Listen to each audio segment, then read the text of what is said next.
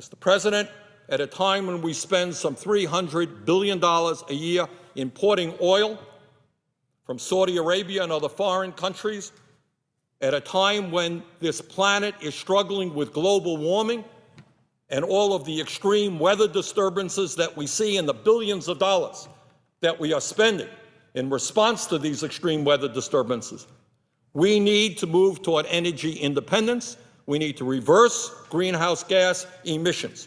In other words, we need to transform our energy system away from fossil fuel into energy efficiency and into sustainable energies like wind, solar, geothermal, and biomass. And when we do that, we also create a substantial number of decent-paying jobs. And by the way, in the midst of a very competitive global economy, what we should not be doing is laying off teachers and child care workers. We should be investing in education, not laying off those people who are educating our kids.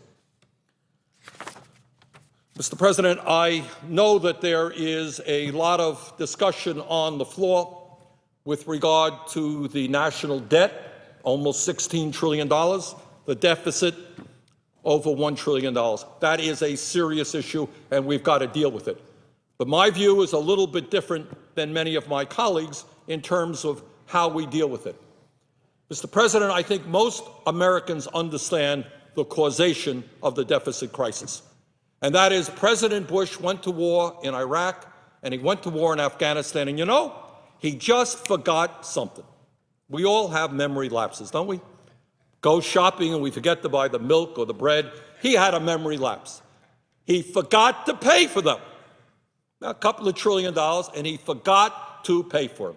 And all of our deficit hawks out here, all of those folks who say, got to cut food stamps, you got to cut education, you got to cut health care. Oh, 2 wars, $2, $3, $4 trillion.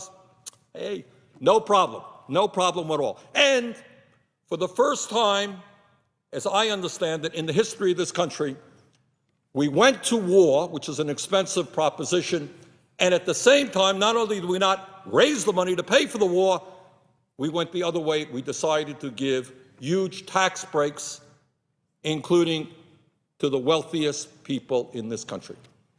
You spend trillions going to war, you give tax breaks to the wealthiest people in this country, well, that begins to add up. That's called creating a deficit. And then on top of that, because of the greed and the recklessness and illegal behavior on Wall Street, which drove us into this recession, when you're in a recession and people are unemployed and small businesses go under, less revenue is coming into the federal treasury.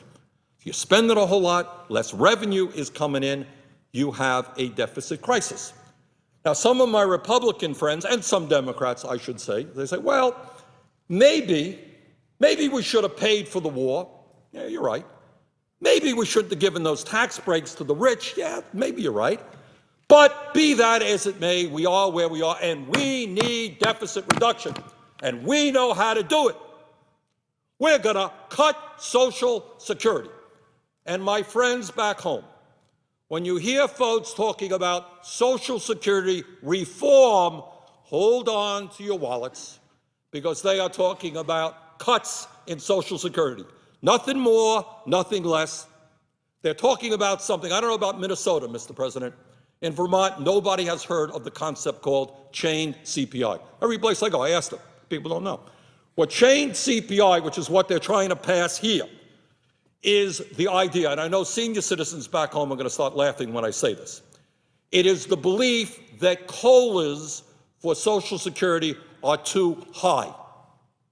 And seniors back home are scratching their heads and saying, wait, we just went through 2 years when my prescription drug cost went up, my health care costs went up, and I got 0 in COLA, and there are people in Washington, Republicans, some Democrats, they think I got too much in COLA. What world are these people living in? And that's the reality. So some of the folks here want to pass something called a chained CPI, which, if it were imposed, and I will do everything I can to see that it does not get imposed, what it would mean is between the ages of 65 and 75, you would lose about $550 a year. And then when you are 85 and you're trying to get by on $13,000 or $14,000 a year, it will cost you about $1,000 a year. That's what some of our colleagues want to do. Virtually all the Republicans want to do it. Some Democrats want to do it as well. I'm going to do, as chairman of the Defending Social Security Caucus, everything that I can to prevent that.